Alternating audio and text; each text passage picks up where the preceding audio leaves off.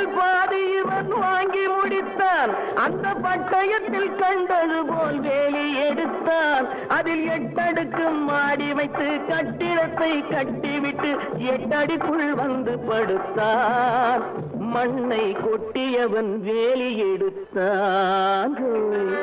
உண்டாக்கி விட்டவர்கள் 2 பேரு, இங்கே கொண்டு வந்து போட்டவர்கள் 4 பேரு.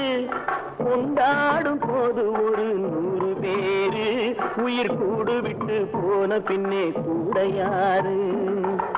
உண்டாக்கி விட்டவர்கள் 2 பேரு, இங்கே கொண்டு வந்து போட்டவர்கள் 4 பேரு. கொண்டாடும் போது ஒரு 100 பேரு, உயிர் கூடு விட்டு போன பின்னே கூட யாரு?